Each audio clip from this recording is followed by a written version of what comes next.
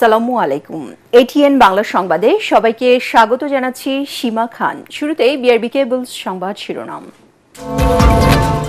গণতান্ত্রিক রাষ্ট্র প্রতিষ্ঠায় জবাবদিহিমূলক সংসদের যাত্রা শুরু। সংসদ নেতা তারেক রহমান। সংসদকে জনকল্যাণের কেন্দ্রে পরিণত করার আহ্বান বিরোধী দলীয় নেতার। সংসদের রাষ্ট্রপতির ভাষণের প্রতিবাদে জামাত জোটের ওয়াকআউট। ফ্যাসিবাদ পতনে গণতন্ত্রের যাত্রা শুরু বললেন রাষ্ট্রপতি।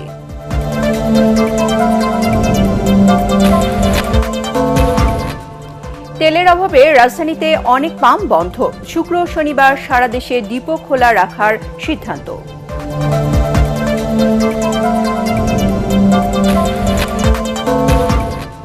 এবং মধ্যপ্রাচ্যের সব মার্কিন ঘাঁটি বন্ধের আহ্বান মুস্তফা খামেনির। তেহরানের পতন আসন্ন হুঙ্কার ট্রাম্পের।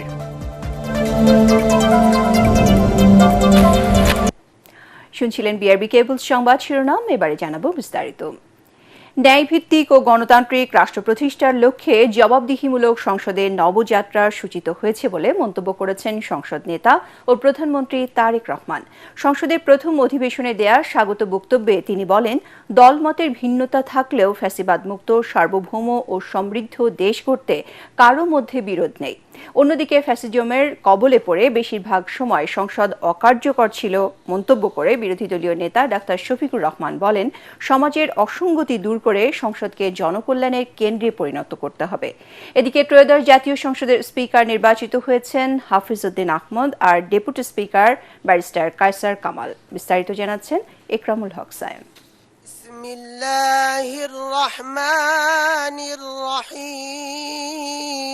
দেশে দ্বিতীয়বারের মতো বিগত সংসদের স্পিকার ও ডেপুটি স্পিকারের অনুপস্থিতিতে শুরু হয় নতুন সংসদের প্রথম অধিবেশন। সংসদ নেতা ও প্রধানমন্ত্রী তারেক রহমানের প্রস্তাবে ত্রয়োদশ জাতীয় সংসদের প্রথম অধিবেশনের সূচনা পর্ব পরিচালনা করেন বিএনপির প্রবীণ নেতা ড খন্দকার মোশাররফ হোসেন। সূচনা বক্তব্যে সংসদ নেতা ও প্রধানমন্ত্রী তারেক রহমান সরকারের লক্ষ্য উদ্দেশ্য তুলে ধরে তা বাস্তবায়নে সবার সহযোগিতা চান। প্রতিটি পরিবারকে স্বনির্ভর করার মাধ্যমেই বিএনপি একটি স্বনির্ভর, সমৃদ্ধ, নিরাপদ, গণতান্ত্রিক বাংলাদেশ প্রতিষ্ঠা করতে চায়। এই লক্ষ্য অর্জনে আমি জনগণের সমর্থন এবং সহযোগিতা চাইছি। এই মহান জাতীয় সংসদে সকল দলের নির্বাচিত প্রতিজন সংসদ সদস্যের সমর্থন এবং সহযোগিতা আশা করছি। আমাদের দল কিংবা মত কিংবা কর্মসূচি ভিন্ন হতে পারে, কিন্তু তাবেদার মুক্ত, ফ্যাসিবাদ মুক্ত একটি স্বাধীন, সার্বভৌম, নিরাপদ, স্বনির্ভর বাংলাদেশ প্রতিষ্ঠায় আমাদের মধ্যে কোনো বিরোধ থাকতে পারে না। পরে স্পিকার পদে হাফিজ উদ্দিন আহমেদ বীর বিক্রম ও ডেপুটি স্পিকার পদে ব্যারিস্টার কায়সার কামাল কণ্ঠভোটে বিনা প্রতিদ্বন্দ্বিতায় নির্বাচিত হন। নবনির্বাচিত স্পিকার ও ডেপুটি স্পিকারকে ধন্যবাদ জানিয়ে বক্তব্য দেন প্রধানমন্ত্রী তারেক রহমান ও বিরোধী দলীয় নেতা ডাক্তার শফিকুর রহমান সহ সংসদ সদস্যরা। আজকের এই সংসদ গতানুগতিক কোনো সংসদ নয়, এটা 24-এর রক্তের উপর দাঁড়িয়ে থাকা একটি সংসদ। এই সংসদ যেন কারো চরিত্র হননের কেন্দ্রে পরিণত না হয়। আপনার কাছ থেকে কেউ সামান্যতম সুযোগও যেন এই ব্যাপারে না পায়। আমরা চাই এই সংসদ শুধুমাত্র জনকল্যাণে প্রতিষ্ঠিত হবে এবং পরিচালিত হবে। আমরা যারা সংসদে বসতে পেরেছি কেউই এই শহীদের রক্তের সাথে বেইমানি করব না, কারণ জুলাই গণ অভ্যুত্থান মানে শুধু জুলাই গণ অভ্যুত্থান নয়, এটি নতুন বাংলাদেশের আকাঙ্ক্ষা। গণভোটের রায় অনুযায়ী আমরা যেমন সংসদ সদস্য, একইভাবে সংবিধান সংস্কার কমিশনের সদস্য। আমাদের সরকারি দলের বন্ধুরা অবিলম্বে সংবিধান সংস্কার কমিশনের সদস্য হিসেবে শপথ নেবেন বলেই আমরা বিশ্বাস করি।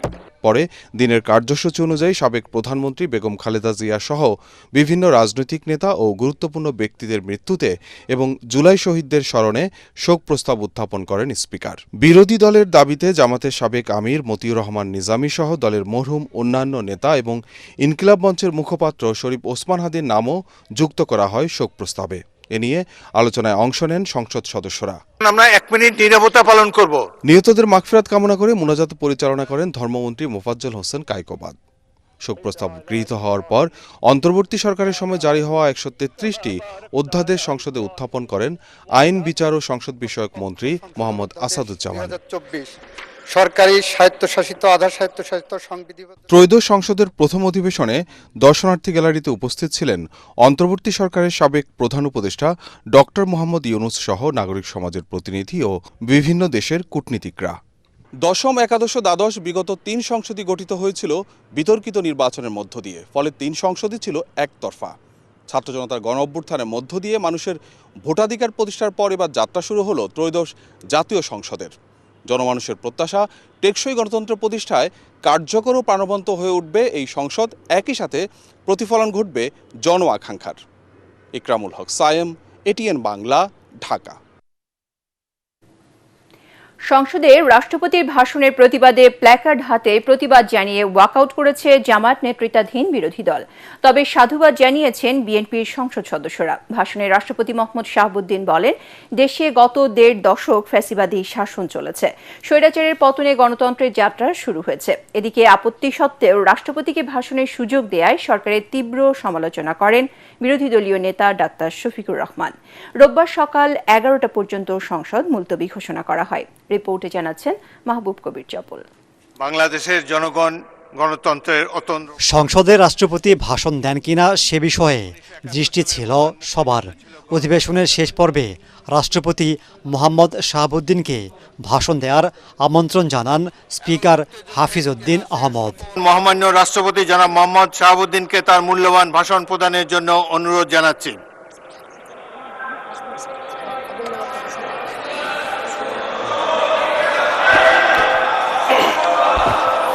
এতে আপত্তি জানান জামাত নেতৃত্বাধীন বিরোধী দলের সংসদ সদস্যরা।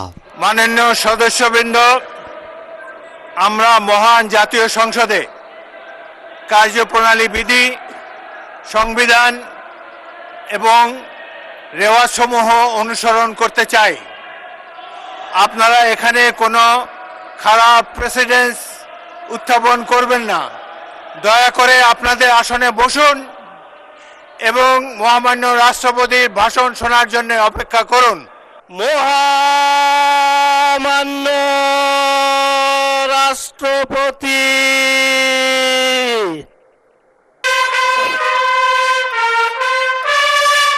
রাষ্ট্রপতি লিখিত ভাষণ শুরু করলে প্ল্যাকার্ড হাতে দাঁড়িয়ে প্রতিবাদ জানান তারা। আমন্ত্রিত অতিথিবৃন্দ,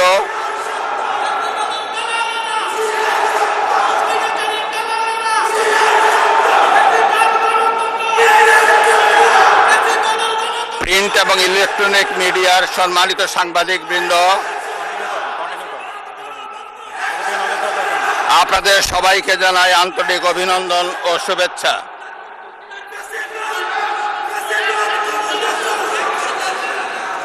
জনাব স্পিকার,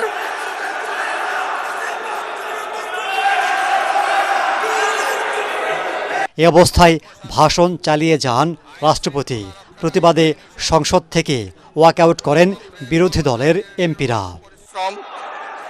এবং নির্বাচনে অংশগ্রহণ। আওয়ামী লীগ মনোনীত রাষ্ট্রপতি আওয়ামী লীগকেই ফ্যাসিস্ট উল্লেখ করে বলেন, তাদের পতনে গণতন্ত্রের নতুন যাত্রা শুরু হয়েছে। 2024 সালের জুলাই আগস্ট মাসে ছাত্র জনতার গণ অভ্যুত্থান একটি গুরুত্বপূর্ণ ঘটনা। সকলের সম্মিলিত আন্দোলনের ফলে 2024 সালের 5ই আগস্ট তৎকালীন ফ্যাসিস্ট সরকারের পতন ঘটে। হাজারো শহীদের রক্তের উপর দিয়ে তাবেদার ও ফ্যাসিবাদ মুক্ত নতুন গণতান্ত্রিক বাংলাদেশের সূচনা হয়। রাষ্ট্রপতি বলেন, গত 1.5 দশকে আইনশৃঙ্খলা বাহিনীকে দলীয়করণ করা হয়েছে। মানুষের আস্থা ফেরাতে এখন উদ্যোগ নিচ্ছে সরকার। বিতাড়িত ফ্যাসিবাদী শাসন আমলে আইন শৃঙ্খলা রক্ষাকারী বাহিনীকে দলীয় বাহিনী হিসাবে ব্যবহার করা হয়েছিল। বর্তমান সরকার আইন শৃঙ্খলা রক্ষাকারী বাহিনীকে সম্পূর্ণ পেশাদার, আধুনিক এবং দক্ষ বাহিনী হিসাবে গড়ে তুলতে বদ্ধপরিকর। 50 মিনিটের ভাষণে বিএনপি সরকারের প্রশংসার পাশাপাশি দেশের বিভিন্ন বিষয় তুলে ধরেন রাষ্ট্রপতি। ঋণ নির্ভর অর্থনীতিকে বিনিয়োগ নির্ভর অর্থনীতিতে রূপান্তরই হবে বর্তমান সরকারের মূল লক্ষ্য। সংসদের বাইরে ওয়াকআউটের প্রতিক্রিয়া জানান বিরোধী দল ও সরকারি দলের সংসদ সদস্যরা। ফ্যাসিস্ট দোসর রাষ্ট্রপতি যখন বক্তব্য দিতে এসেছেন, আমরা স্পিকারের কাছে বারবার আহ্বান করেছিলাম, আমাদের এই বিষয়ে বক্তব্য রয়েছে, সেই বক্তব্য বিরোধী দলীয় নেতা উনি উপস্থাপন করবেন, কিন্তু সেই সময়টা আমাদেরকে দেওয়া হয় না, আমাদেরকে কোনো ফ্লোর দেওয়া হয়নি। এর প্রতিবাদ স্বরূপ আমরা আমাদের প্রতিবাদ জানিয়ে সেখান থেকে ওয়াকআউট করেছেন। আমরা অনুরোধ করেছিলাম যে এই সংসদে যারা ফ্যাসিস্ট সরকারের দূষর ছিল, যারা খুনের সহযোগী ছিল, তারা কেউ যেন এখানে কোনো বক্তব্য রাখতে না পারে। এই প্রেসিডেন্ট 3টা কারণে অপরাধী, যার বক্তব্য এই মহান সংসদে আমরা শুনতে পারি না। বিরোধী দলের সংসদ সদস্যরা বিধি মোতাবেক ওয়াকআউট করতে পারেন, তারা ওয়াকআউট করেছেন, এটা ব্যতিক্রম কোনো কিছু ঘটনা নয়। তারা আবার আসবেন, আগামী দিনে যে সংসদ বসবে সেদিন আবার আসবেন। মাহবুব কবির, চপল, ATN বাংলা, ঢাকা। ত্রয়োদশ জাতীয় সংসদ গণতন্ত্রের ইতিহাসে একটি মাইল ফলক। নতুন বাংলাদেশের নতুন সংসদ গণতান্ত্রিক অগ্রযাত্রাকে বহুদূর এগিয়ে নিয়ে যাবে, এমনটাই মনে করছেন নবনির্বাচিত সংসদ সদস্য ও বিশিষ্টজনরা। জানান, জবাবদিহিতার পাশাপাশি জন আকাঙ্ক্ষা পূরণে সচেষ্ট হবে এই সংসদ। প্রথম অধিবেশনে যোগ দিয়ে সংসদ সদস্যরা বলেন, বাস্তবায়িত হবে জুলাই শহীদের আকাঙ্ক্ষা। বিস্তারিত জানাচ্ছেন ইয়াসিন রানা। বাংলাদেশের জনগণ গণতন্ত্রের অতন্দ্র প্রহরী। 297 জনের মধ্যে প্রথমবারের মতো নির্বাচিত 209 জন সংসদ সদস্য নিয়ে শুরু হলো ত্রয়োদশ জাতীয় সংসদের প্রথম অধিবেশন। উচ্ছ্বাস আনন্দ নিয়ে প্রথম দিনে সংসদে যোগ দেন এমপিরা। এই সংসদ জনগণের প্রত্যাশা পূরণ করতে কাজ করবে বলে জানান তারা। বলেন, দীর্ঘ 15 বছর দেশে গণতন্ত্রের অগ্রযাত্রা থেমেছিল। জনগণের রায়ে গঠিত এই সংসদ সাধারণ মানুষের সকল সমস্যা নিরসনে কাজ করবে।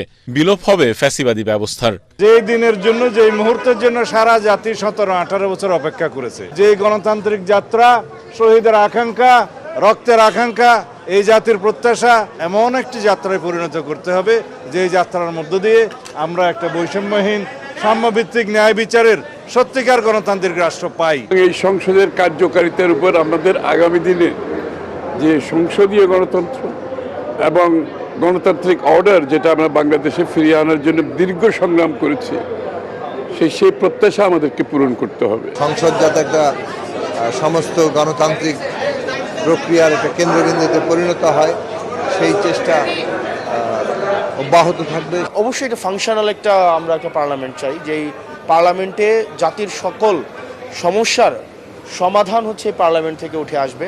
সকল রাজনৈতিক দলের সহযোগিতা বিশেষভাবে প্রয়োজন দেশ পরিচালনার ক্ষেত্রে।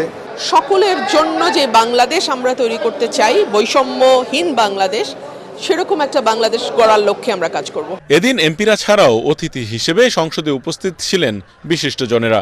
সংসদ নিয়ে প্রত্যাশার কথা জানান তারা।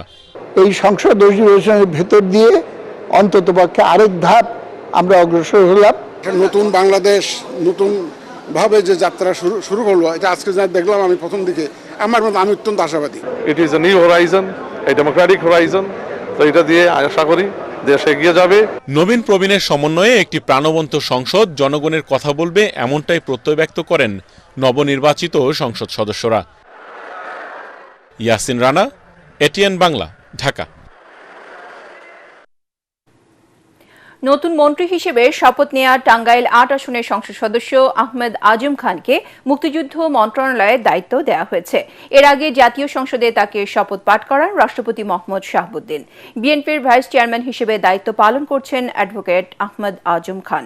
এছাড়া মীর মোহাম্মদ হেলাল উদ্দিনকে ভূমি ও পার্বত্য চট্টগ্রাম মন্ত্রণালয়ের দায়িত্ব দিয়ে প্রজ্ঞাপন জারি করা হয়েছে।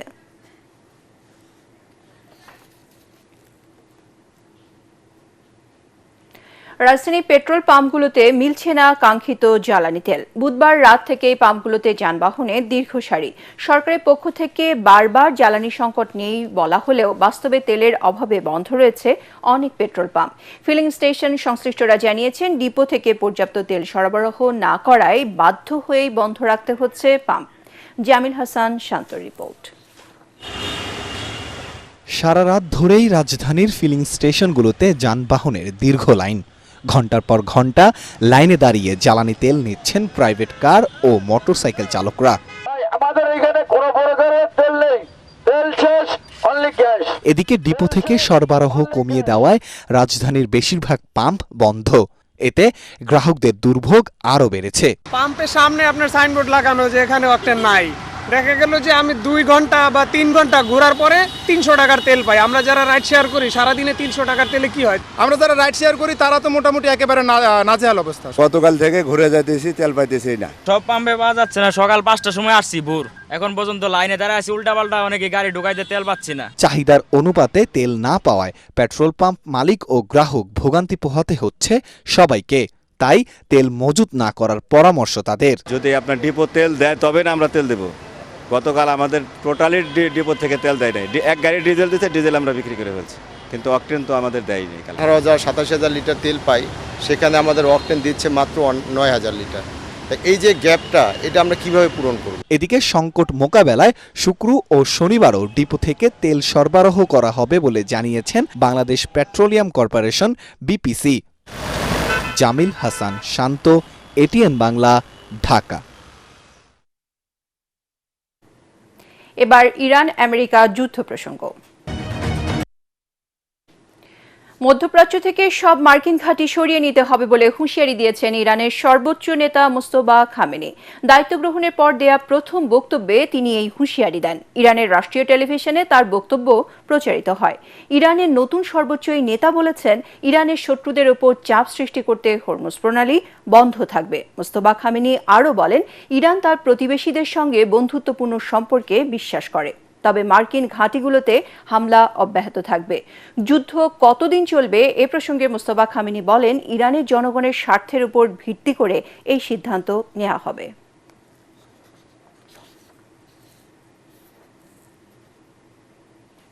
ইরানের সাথে যুক্তরাষ্ট্র ও ইসরায়েলের যুদ্ধে 13তম দিনে চরম অনিশ্চয়তায় উপসাগরীয় অঞ্চল। একদিকে তেহরানের পতন আসন্ন বলে হুঙ্কার দিচ্ছেন মার্কিন প্রেসিডেন্ট, অন্যদিকে ইরান বলছে তাদের দেয়া শর্ত মানলেই বন্ধ হবে প্রতিশোধ। জাতিসংঘ নিরাপত্তা পরিষদে পরাশক্তি আমেরিকার পক্ষেই ভোট, রাশিয়া, চীন বাদে অন্যান্য দেশগুলোর। মার্কিন বাহিনী হামলা অব্যাহত রাখলে ইরান থেকে সরতে অস্বীকৃতি জানিয়েছে রুশ পারমাণবিক সংস্থা রোসাটম। এদিকে মার্কিন ইসরায়েল জোটের আগ্রাসনে সৃষ্টি হওয়া জ্বালানি সংকটে থমকে গেছে বিশ্ব অর্থনীতি। অচলাবস্থা নিরসনে সংলাপের আহ্বান জানিয়েছে তুরস্ক ও ফ্রান্স। বিস্তারিত জাহিদুল আলমের রিপোর্টে।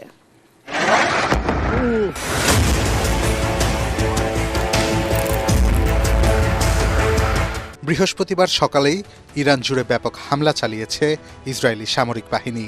তেহরান, ইস্ফাহান এবং তাবরিজের গুরুত্বপূর্ণ রাডার নেটওয়ার্ক ও সরকারি অবকাঠামো ধ্বংস করার দাবি আইডিএফের, যদিও আবাসিক এলাকা ছিল অন্যতম লক্ষ্য। অনেকটা লক্ষ্যহীনভাবে ধ্বংসযজ্ঞ চালিয়ে যাচ্ছে দিশেহারা তেল আবিব, যদিও মার্কিন বাহিনীর লক্ষ্য হরমুজ প্রণালী ইরানের নিয়ন্ত্রণমুক্ত করা। আল জাজিরা বলছে, দেশটির গুরুত্বপূর্ণ তেল উৎপাদনকারী এলাকার নিয়ন্ত্রণ নিতে প্রস্তুত হচ্ছে মার্কিন বোমারু বিমান B-1, B-2। তবে চীনা স্যাটেলাইটের মাধ্যমে নির্ভুল আঘাত হেনেছে তেহরান। বৃহস্পতিবার তেল আবিবে ইসরায়েলি গোয়েন্দা সংস্থার সদর দপ্তর ও বিমান ঘাঁটিতে ড্রোন হামলা চালায় তেহরান। একই সাথে ড্রোন হামলা চালানো হয় ইরাক, ওমান, বাহরাইনের তেল শোধনাগার সহ কুয়েত ও দুবাই আন্তর্জাতিক বিমানবন্দরে। কাতারে জারি হয়েছে রেড অ্যালার্ট।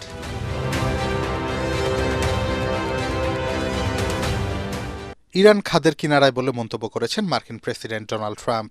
দেশটির আকাশের পূর্ণ নিয়ন্ত্রণ নেয়ার দাবিও করেন তিনি। তার এমন দাবির পর ইরানের প্রেসিডেন্ট জানান, যুদ্ধ বন্ধে ক্ষতিপূরণ নিশ্চিত সহ 3 বিষয়ে আন্তর্জাতিক নিশ্চয়তা দিতে হবে। এদিকে ইরানের মিনাবে মার্কিন টমাহক ক্ষেপণাস্ত্রের আঘাতেই 170 শিক্ষার্থী নিহতের প্রমাণ মেলায় ট্রাম্পের অভিশংসন দাবি করেছে কংগ্রেসের একাংশ। অন্যদিকে বিশ্ববাজারে অপরিশোধিত তেলের দাম ছাড়িয়েছে ব্যারেল প্রতি $100.50 তেলের সংকটে বাতিল হয়েছে এয়ার নিউজিল্যান্ডের 1000-এর বেশি ফ্লাইট। মান কমিয়ে বেশি সালফারযুক্ত তেল ব্যবহারের অনুমতি দিয়েছে অস্ট্রেলিয়া। এছাড়া সংযুক্ত আরব আমিরাতে সব শাখা সাময়িক বন্ধ করেছে city bank. We are witnessing a grave threat to international peace and জাতিসংঘের নিরাপত্তা পরিষদে ইরানের বিরুদ্ধে একটি নিন্দা প্রস্তাব পাশ হলেও চীন ও রাশিয়া এর বিরোধিতা করে। আলাদা বিবৃতিতে সংলাপের মাধ্যমে সংঘাত নিরসনের আহ্বান জানিয়েছে তুরস্ক ও ফ্রান্স। তবে এই যুদ্ধ প্রয়োজন ছিল এমনটাই প্রমাণ করতে মার্কিন জোট ইরানকে নিশ্চিহ্ন করার সংকল্প করেছে বলে মনে করছেন বিশ্লেষকরা। জাহিদুল আলম, এটিএন বাংলা। চট্টগ্রাম বন্দরে নিউ মুরিং কন্টেইনার টার্মিনাল এনসিটির ব্যবস্থাপনা বিদেশি কোম্পানিকে দেয়া সংক্রান্ত প্রক্রিয়ার বৈধতা নিয়ে হাইকোর্টের রায়ের বিরুদ্ধে লিপ্ট আপিল খারিজ করে দিয়েছে আপিল বিভাগ। ফলে বৈধ থাকলেও চুক্তি প্রক্রিয়া। প্রধান বিচারপতি নেতৃত্বে আপিল বিভাগ এ আদেশ দেন। চট্টগ্রাম বন্দরে নিউ মুরিং কন্টেইনার টার্মিনাল ব্যবস্থাপনা বিদেশি কোম্পানিকে দেয়া সংক্রান্ত প্রক্রিয়ার বৈধতা চ্যালেঞ্জ করে রিট করেন যুব অর্থনীতি ফোরামের সভাপতি মির্জা ওয়ালিদ হাসান। গত বছরের ৪ ডিসেম্বর দ্বিধা বিভক্ত রায় দিয়েছিলেন হাইকোর্ট। ফলে বিষয়টি প্রধান বিচারপতির কাছে পাঠানো হলে তিনি তা নিষ্পত্তির জন্য তৃতীয় বেঞ্চে পাঠান।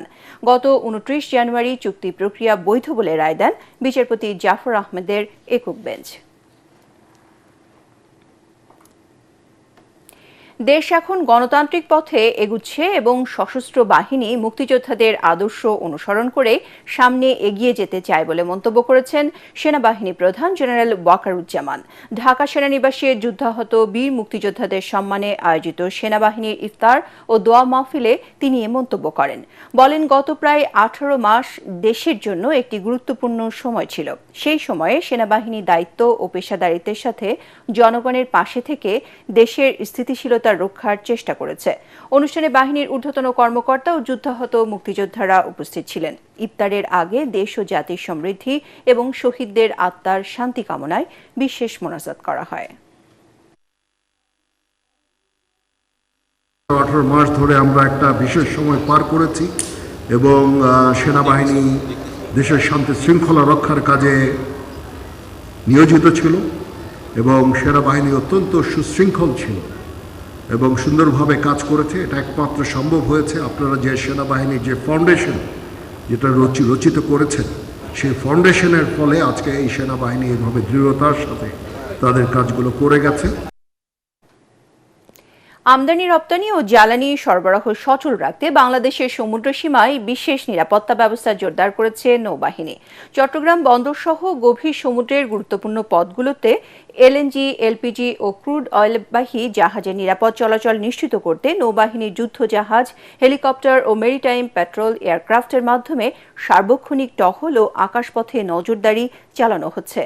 আন্তর্জাতিক ও আঞ্চলিক পরিস্থিতির প্রেক্ষাপটে যে কোনো ধরনের অপতৎপরতা বা চোরাচালান রোধে নৌবাহিনীর বিশেষ অপারেশনাল টিমগুলো প্রস্তুত রয়েছে। বন্দর কর্তৃপক্ষ কোস্টগার্ডের সাথে সমন্বয়ের মাধ্যমে নেওয়া এই নিরাপত্তা ব্যবস্থা নেওয়া হয়েছে। নৌবাহিনীর এই নিরাপত্তা ব্যবস্থা ভবিষ্যতেও অব্যাহত থাকবে বলেও এ সময় জানানো হয়। রাজধানীর লেডিস ক্লাবে অনুষ্ঠিত হল কেবল অপারেটর্স অ্যাসোসিয়েশন অব বাংলাদেশ কোয়াবের সংবাদ সম্মেলন ও ইফতার মাহফিল। এতে প্রধান অতিথি ছিলেন তথ্য সম্প্রচার মন্ত্রী জহির উদ্দিন স্বপন। অনুষ্ঠানে কোয়াবের সাধারণ সম্পাদক সৈয়দ মোশাররফ আলী চঞ্চল সহ সংগঠনের নেতৃবৃন্দ, সদস্য এবং বিভিন্ন গণমাধ্যমের প্রতিনিধিরা উপস্থিত ছিলেন। অনুষ্ঠানে দেশের কেবল অপারেটর খাতের বিভিন্ন বিষয়ে আলোচনা করেন অংশীজনরা। পরে ইফতারের আগে দেশ ও জাতির কল্যাণে দোয়া ও মোনাজাত করা হয়।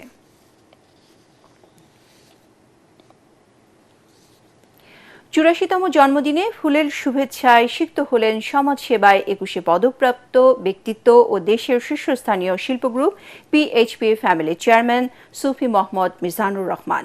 তার জন্মদিনে এটিএন বাংলা ও এটিএন নিউজের চেয়ারম্যান ডক্টর মাহফুজুর রহমানের পক্ষ থেকে শুভেচ্ছা জানান এটিএন বাংলার চট্টগ্রাম বিভাগের প্রধান আলী আব্বাস, মঞ্জুর কাদের মঞ্জু ও আবুল হাসনাত। দুপুরে নগরীর নাসিরাবাদ হাউজিং সোসাইটির তাহমিনা মঞ্জিলে আয়োজিত অনুষ্ঠানে আল আজহার একাডেমির শিক্ষার্থীরা ছাড়াও বিভিন্ন শ্রেণী পেশার মানুষ জন্মদিনের শুভেচ্ছা জানিয়ে সুফি মিজানুর রহমানের সুস্থতা কামনায় দোয়া করেন। এ সময় পিএইচপি ফ্যামিলির পরিচালক সহ বিশিষ্টজনরা উপস্থিত ছিলেন।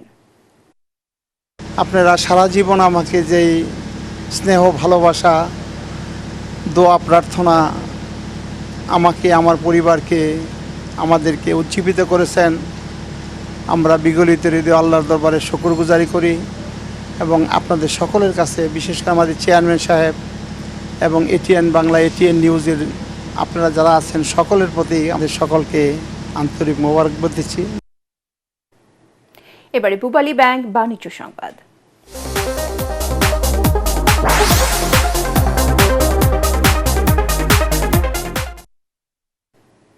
কুড়িগ্রাম সহ উত্তরাঞ্চলে আলু তুলছেন কৃষকরা। এবার ফলন ভালো হলেও দাম পাচ্ছেন না বলে অভিযোগ তাদের। ফলে লাভের বদলে লোকসানের হিসাব করতে হচ্ছে চাষিদের।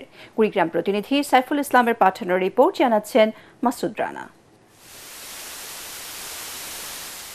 কুড়িগ্রাম জেলার ৯টি উপজেলার চর ও দ্বীপচর সহ প্রায় ১২টি ইউনিয়নে আগাম আলু চাষ করেছিল কৃষকরা। এবারের লক্ষ্যমাত্রার চেয়ে আলুর আবাদ হয়েছে বেশি। ইতোমধ্যে জমি থেকে আলু তোলা শুরু করেছেন চাষিরা, কিন্তু দাম কম হওয়ায় বিপাকে পড়েছেন তারা। প্রতি কেজি আলুর দাম স্থানীয় বাজারে বিক্রি হচ্ছে ৭ থেকে ৮ টাকা দরে। ১ লাখ টাকা ঋণ করছি, করি আলু করছি, সে আলু দামের লস খাচ্ছি। এখন গতবারও লস, এবারও লস। ৮ টাকা ১০ টাকা বেচলে কেজিতে ৫-৭ টাকা লস। এই লস তো মানে অনেক ঋণ হয়ে গেছে। সার, বীজ, কীটনাশকের যে দাম, লেবারের কস্টিং বেশি, এই অবস্থায় আলু আমাদের উৎপাদন খরচ করছে ১৭ থেকে ১৮ টাকা। চাষিরা বলছেন সরকার আলু বিদেশে রপ্তানি করলে দাম ভালো পাওয়া যাবে। যে তুলনায় আমরা ব্যয় করতেছি প্রায় ১৬-১৭ টাকা আলুর কেজিতে পড়ে গেছে। এখন আমরা বিক্রি করলে কমপক্ষে ২০ টাকা নিচে বিক্রি করলে আমাদের লস হয়ে যাবে। আলু যদি সরকার যদি বাইরের দেশ পাঠায় তা আল্লাহর রহমতে আলুর কৃষকেরা একটু হলেও লাভবান হবে। কৃষি বিভাগ বলছেন আবহাওয়া অনুকূলে থাকায় ফলন ভালো হয়েছে। বর্তমানে আলুর দাম কিছুটা কম থাকলেও আশা করা হচ্ছে কৃষকরা তাদের ন্যায্য মূল্য পাবে। আবহাওয়া অনুকূলে থাকায় আলুর ফলন ভালো হয়েছে। ইতিমধ্যে আমাদের ৪,০০০ হেক্টর আলু সংগ্রহ হয়েছে। বর্তমানে আলুর বাজার দর কিছুটা কম থাকলেও আমরা আশা করছি কৃষকরা তাদের ন্যায্য মূল্য পাবে। কুড়িগ্রাম জেলার চলতি বছর আলু আবাদের লক্ষ্যমাত্রা ৭,১০০ হেক্টর জমিতে, আর চাষ হয়েছে ৭,৯৯৫ হেক্টর জমি। Bureau report, ATN Bangla. এবারে আন্তর্জাতিক সংবাদ।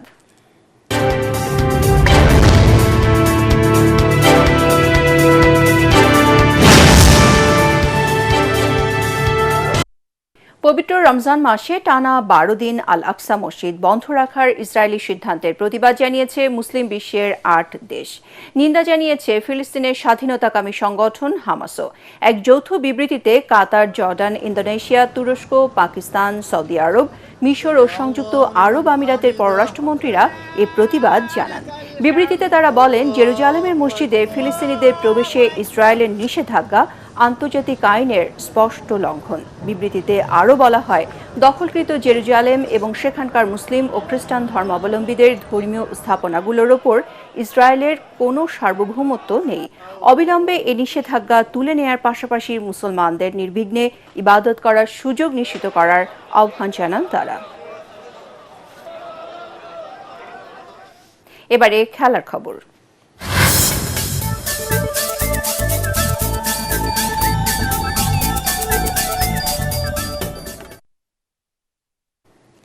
সিঙ্গাপুরের বিপক্ষে আগামী ৩১শে মার্চ এএফসি এশিয়ান কাপ বাছাই পর্বে শেষ ম্যাচ খেলবে বাংলাদেশ।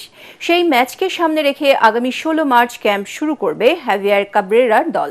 তার আগে ২৬শে মার্চ ভিয়েতনামের বিপক্ষে একটি প্রীতি ম্যাচ খেলবে হামজা চৌধুরী, সামিত সোমরা। তবে হামজা ক্যাম্পে যোগ দেবেন না। ২২ মার্চ সরাসরি দলের সঙ্গে যোগ দেবেন ভিয়েতনামে। ক্যাম্পে যোগ দিতে ১৪ই মার্চ জায়ান আহমেদ, ১৫ই মার্চ সামিত সোম এবং ১৬ই মার্চ ফাহমিদুল আসবেন ঢাকায়। রাজধানীতে বাফুফের সভাপতি তাবিত আওয়ালের নেতৃত্বে জাতীয় দলের প্রস্তুতি নিয়ে সভা করে ন্যাশনাল টিমস কমিটি। সেই সভায় এসব সিদ্ধান্ত হয়।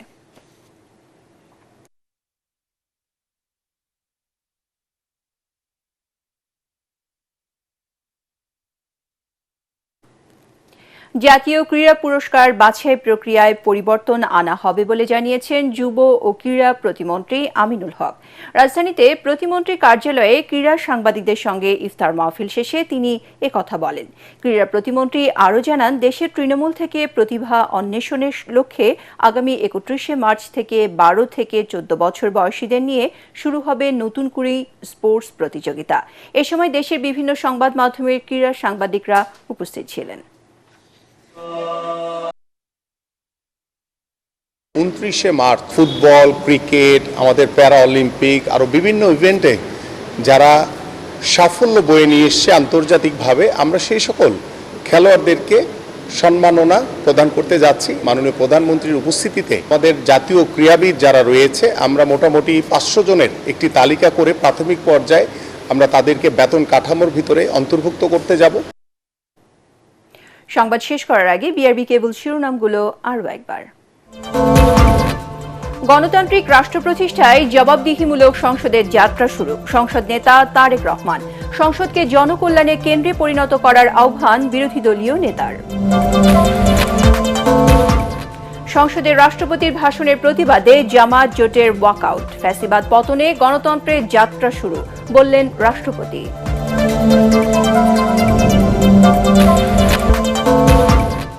তেলের অভাবে রাজধানীতে অনেক পাম্প বন্ধ। শুক্র ও শনিবার সারা দেশে ডিপো খোলা রাখার সিদ্ধান্ত।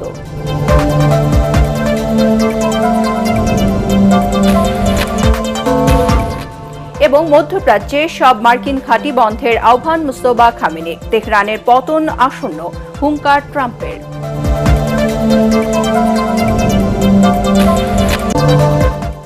পরবর্তী সংবাদ দেখার আমন্ত্রণ জানিয়ে এখনকার মতো শেষ করছি। এটিএন বাংলা সংবাদ ইউটিউবে দেখতে ব্রাউজ করুন youtube.com/ATN Bangla News। ধন্যবাদ সবাইকে।